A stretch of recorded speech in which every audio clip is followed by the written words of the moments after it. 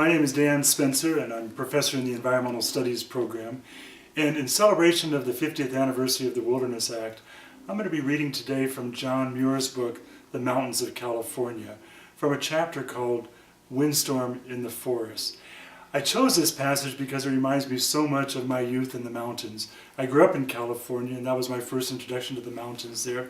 But I spent most of my summers working in Glacier National Park. And it reminded me so much when I later taught William Wordsworth's poem, Tintern Abbey. And he talks about a young man rushing from peak to peak and saying that for me, nature was all in all. That's how I experienced so much of the wilderness, and that's what I get through this reading from John Muir. So let me read to you from John Muir's A Windstorm in the Forest. The mountain winds, like the dew and rain, sunshine and snow, are measured and bestowed with love on the forest to develop their strength and beauty. The winds go to every tree, fingering every leaf and branch, and furrowed bole, not one is forgotten. They seek and find them all, caressing them tenderly, whispering and cooing through the branches like a sleepy child. Now roaring like the ocean, the winds blessing the forest the winds, with ineffable beauty and harmony as the sure result.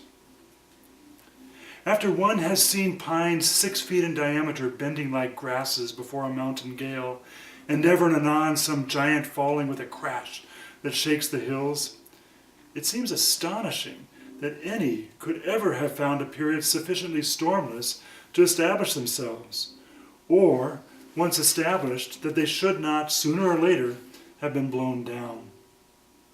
But when the storm is over, and we behold the same forest tranquil again, towering fresh and unscathed in erect majesty, and consider what centuries of storms have fallen upon them since they were first planted, then faith in nature's forestry is established, and we cease to deplore the violence of her most destructive gales, or of any other storm implement whatsoever.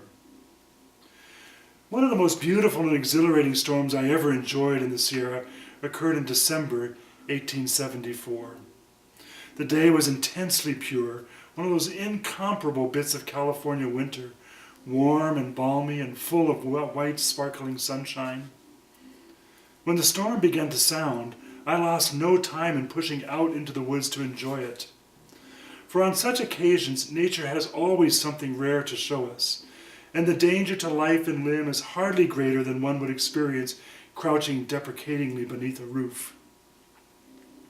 Toward midday, it occurred to me that it would be a fine thing to climb one of the trees to obtain a wider outlook and get my ear close to the aeolian music of its topmost needles.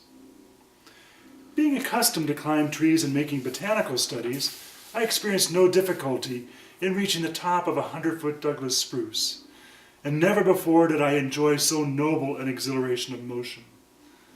The slender tops fairly flapped and swished in the passionate torrent, bending and swirling backwards and forwards, round and round, tracing indescribable combinations of vertical and horizontal curves, while I clung with muscles firm-braced like a bobolink on a reed.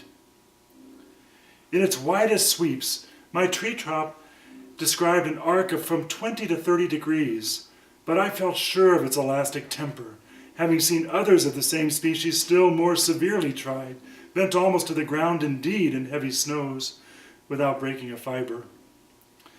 I was therefore safe and free to take the wind into my pulses and enjoy the excited forest from my superb outlook.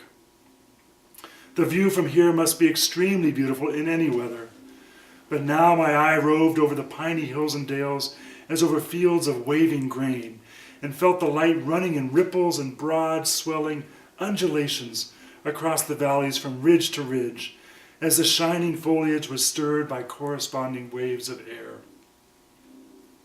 I kept my lofty perch for hours, frequently closing my eyes to enjoy the music by itself, or to feast quietly on the delicious fragrance that was streaming past.